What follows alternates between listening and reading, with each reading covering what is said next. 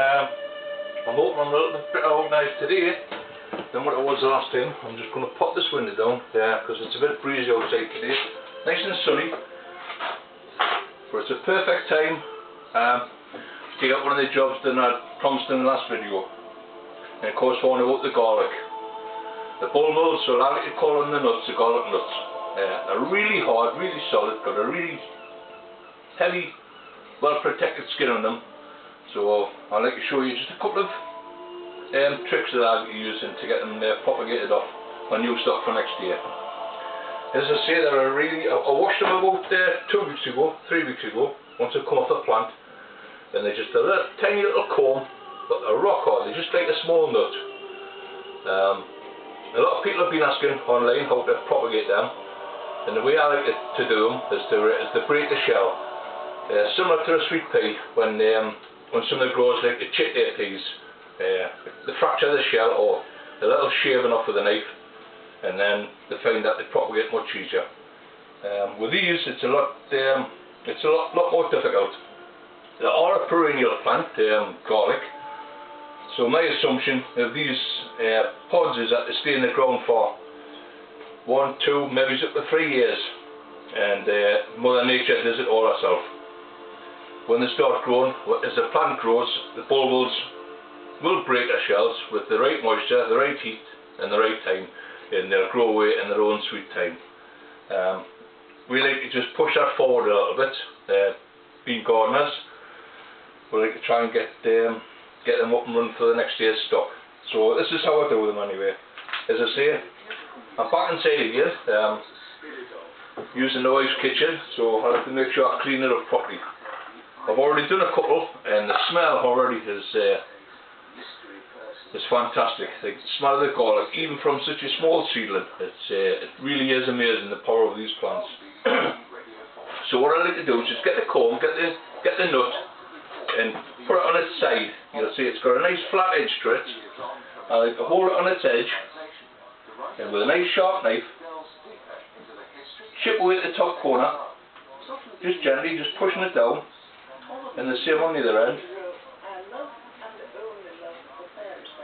Just a nice sharp knife and just catching the top of the pod, and you'll find that it just breaks the shell away, and there we are. As the shells come away quite easy. We have broken the skin, but as I say, if you just go very carefully, you get the shell off. It's a very hard shell. You can dispose of them now, and what you're left with is, if you've ever shelled a peanut, when it comes out of the shell, you've got your peanut, but the peanut's got a very soft brown skin around it. Now that's where we are at the moment. If you want to do your combs or your nuts now, by all means do them. Leave the brown skin on them, and you can put them in a small box and an envelope, and keep them until planting time, which is around about September. I'm going to set a few away tomorrow. I've got lots of seeds to put in, so I'm going to set a few of these combs away and see if I can get them growing a little bit earlier. So that's the first stage, is getting the hard shell off. Once you're at that stage, let them dry out for a couple hours, and then take a knife again, and this skin you'll find it comes off a lot more easier. Just dig into it with the knife, and you'll find you get a nice papery skin. Comes away, and there we have with a small garlic bulb, tiny, but nice and white, and that's what we're looking for. Now I don't like planting these as they are. I like to give them a little bit of protection. So what I'm going to do now, I've got a few done, really nice ones there. Just a paper bag, pop them into the paper bag, and all I'm going to do now is just to give them a little bit of protection from the compost that I put them in. Hopefully there'll be nothing in the compost that can disturb them, but I always like to make sure. A little bit of yellow sulphur, just a little puff of yellow sulphur in, not too much. The bag up and just give them a good shaking up. If you can't get yellow sulphur, there's no harm in using a bit of hormone compound, which again will just give them that little bit of dusting around the damp sleeves of the comb. Because when you take that last skin off, you'll find that they're a little bit soft and they're a little bit moist. But doing it this way, a little bit of yellow sulphur or hormone rooting compound, and they should be just perfect for planting out. There we are. I've had a nice dusting. So I've got a good half dozen combs here already, and my mixer's downstairs now in the greenhouse. As I say, I like doing this job upstairs. You can do it overnight then when you're sitting in front of the TV, or it's just take your time. As I say, if you cannot use a chopping board, just have a bucket under you, and as I say, be careful because you do need a sharp knife just to break into these combs. I've tried different methods over the years, but I think this is about one of the best ways of doing it. So you've got your combs now, they've been shelled and they've had the skin taken off, so they're ready now for planting. I'll use two different methods this year. A good friend of mine, when he starts his leeks and onions off, which is what these are, the elephant garlic, they're more into the leek family than what they are the onion. So I'm surmising we'll be able to start them off exactly the same way. As I say, a good friend of mine sets his away in pure sand, nothing else, just sharp sand. So I'm going to try that method first. I'm also going to do a mix that I like to make up, which is multi-purpose compost, a 2-to-1 mix of good sharp sand. I don't like anything too rich. As I say, when the compost is too rich, you can get all sorts of problems setting in. Pathogens, diseases, dampening off. So I like to try to avoid as much of that as possible. This time of the year, it's really warm, so the priority in the greenhouse is get the vent open, get them doors open, and get some net on. It's just been lined out. It's fully lined now, ready for the solstice coming along, which is when I start my planting, or my main planting for the following year. But today, I want to get these garlic started off. I'll show you how I start them off. Also, I've got lots of seeds to sow. The wallflowers, now I like to sow them in the garden, up in the directly into the soil.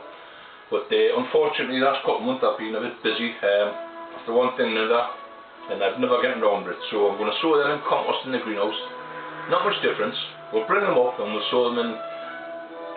We'll sow them broadcast in trays, and then once they're through, we can pot them off into little smaller trays and grow them on that way. So that's the wallflowers. Poppies, I like to get a few poppies in now this time of the year, grow them nice and cold through the winter. So you've got a nice strong plant to plant out in the spring. They'll go in now. And of course you have perennials, the Bella's daisy, an old favourite, that'll go in now. Digitalis, the foxgloves, they can go in now.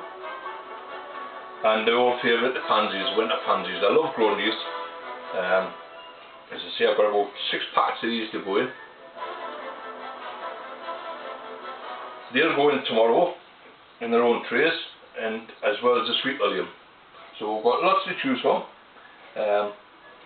I've got the mixes made up. As I say, I like to use a multi-purpose compost, but I like to half that. I like to put a 2-to-1 mix of your multi-purpose compost and one of good sharp sand, and that way I get plenty of free drainage.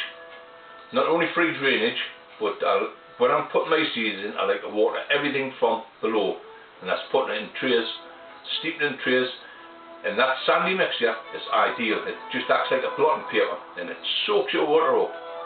And so that way you're not watering from above, you're watering from down below, and you're bypassing some of the worst diseases you can get. The overwatering, and as I say, the dampening off due to high humidity, cold, wet composts. You want a nice free draining compost and water when necessary.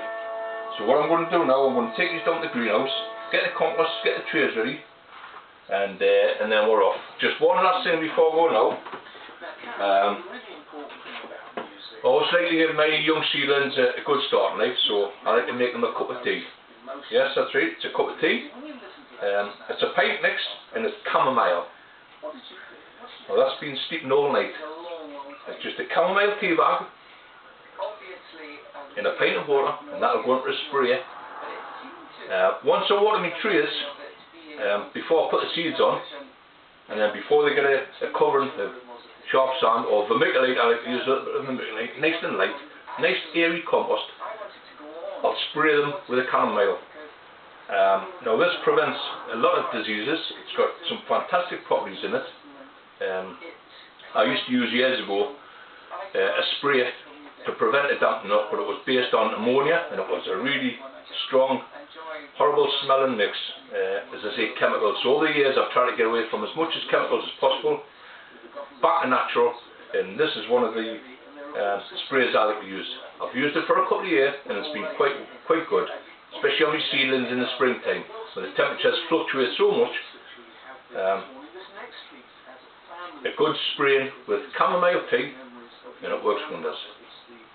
So I'm going to take this downstairs with the seedlings and we'll get started doing some sowing. Okay, so I'll see you soon.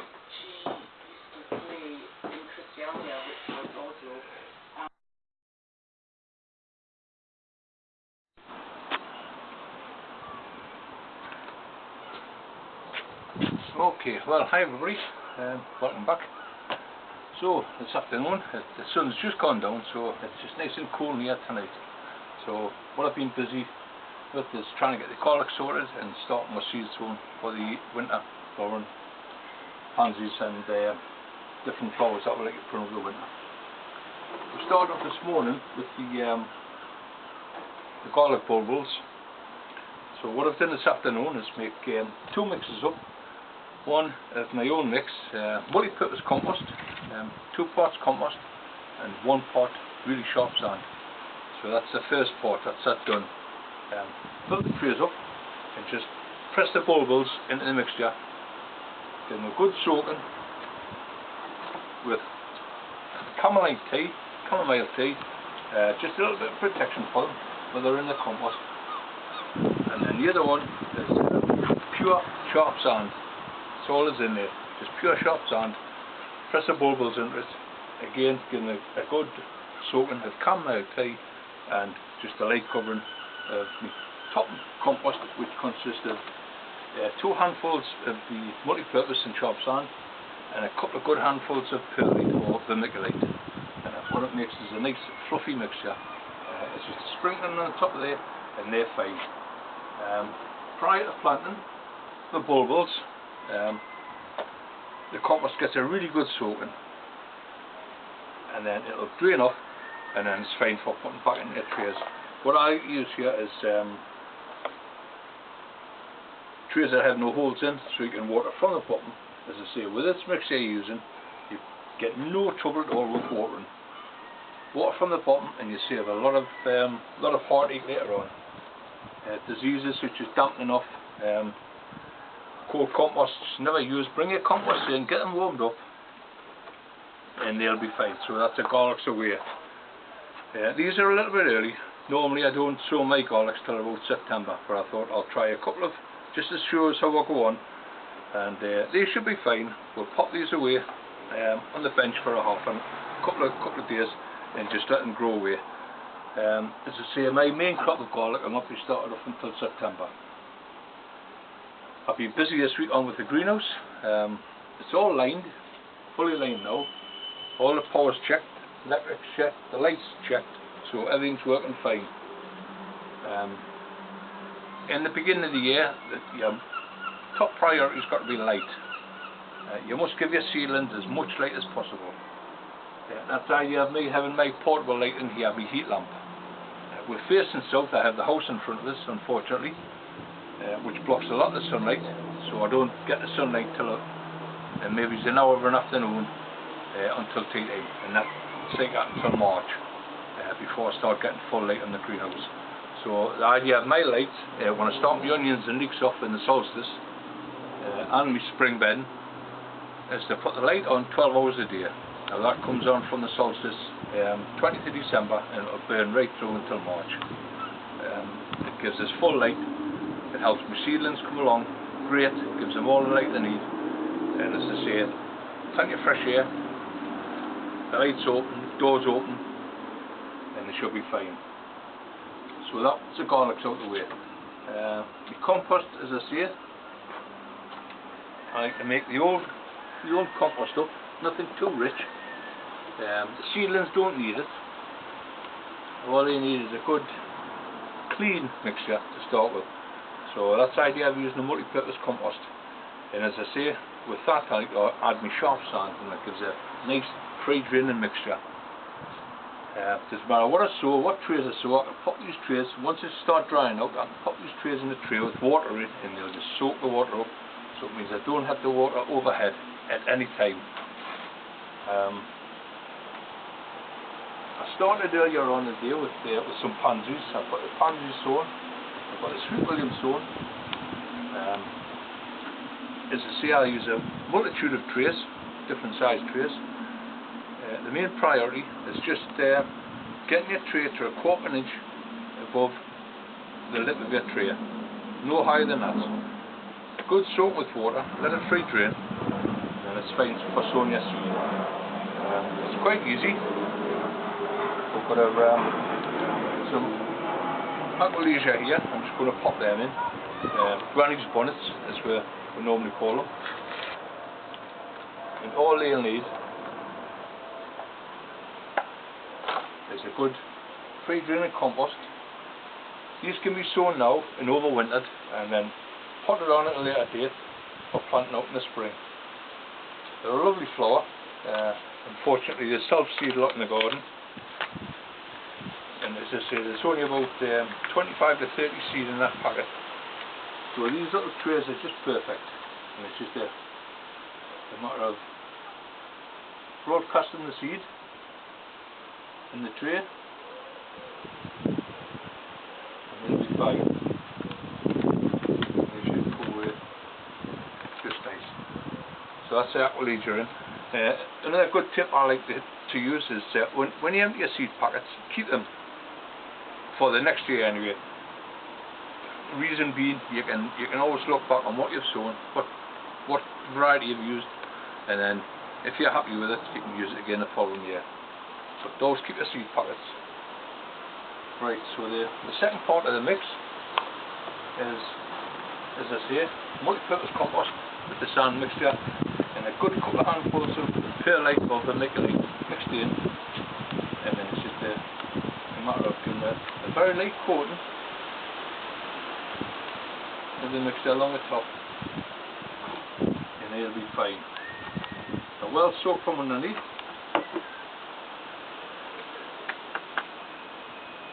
Nice coating of that on top, and then don't forget your marker. A lot of people tend to stick the seed packets in, but if you're watering from the bottom and the seed packets get wet, they'll quickly rot. So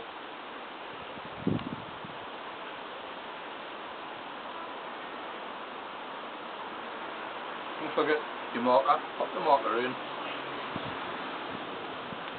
They're quite well sit over there with the rest of them. As I say, I've been doing quite a few tonight.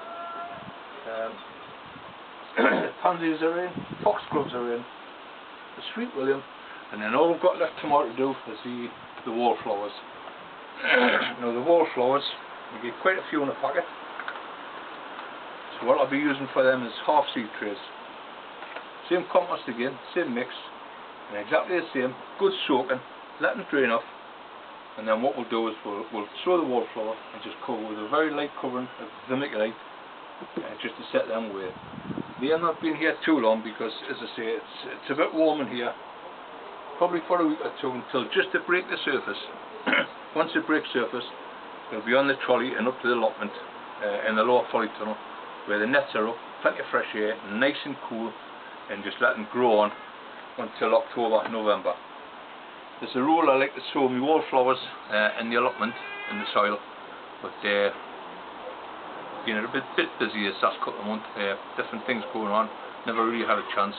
So this is still my chance to get wallflowers sown, get them in trays, prick them out into multi-cell trays, multi-purpose, it's 24 to 36 to a tray, and they'll be fine. They'll sit there until October, until they're ready for planting out in the garden. What I have done in the past is when I get a good sown of wallflower and they get into a good decent size, I like to prick half a dozen of them off into a 9cm pot, and they'll sit in the polytunnel all over the winter. They'll get nice and bushy, and then come March I can bring them back down home and plant out half a dozen of them in the back garden, and they get a lovely flower for the springtime.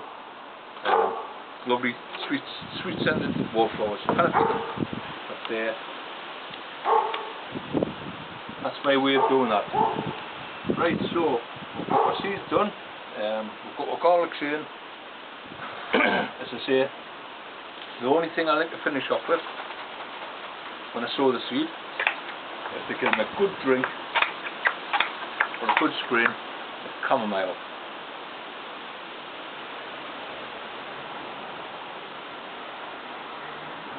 And they'll be fine. Once they come through, they'll get another good drink of chamomile, which hopefully will keep any pests or diseases away from them. The worst disease being dampening off. Now dampening off is caused through soil infections, different bacteria floating around, dampness in the air. So the only way to cure that really is to have a good clean greenhouse, plenty of fresh air, even in the winter. If I've got the heater on and the lights on, I like to open the door. If it's a nice sunny day, open the door, let a good bit of fresh air through, open the vents, nothing wrong with that. If you've got plants in, try and keep the drafts off them by all means, but never be afraid to open the doors, get the fresh air in. And the second most important thing, of course, is your light. You must get your lighting priorities right. Any seedlings trying to emerge into darkness, shadows, will fail from the start. They'll be poor, they'll be leggy, so you must give them as much light as possible. I know a lot of people don't have a greenhouse and they start growing from indoors. That's fine, by all means. I have got a couple of tips to show you how to get around that by making boxes, reflector boxes. They're quite easy to make, but we'll do that in January. I'll start a few seeds off myself from inside the house, and I'll build a couple of reflectors and we'll see how we'll get on. But as I say, a majority of my seedlings will start from here. The lights will go on, the heating will go on in the solstice, the winter solstice, December the 20th, and then we'll start with what, onions or leeks, and into the new year all our bedding will start, and peppers, chilies, tomatoes, everything will be grown from here. I have a heat bed,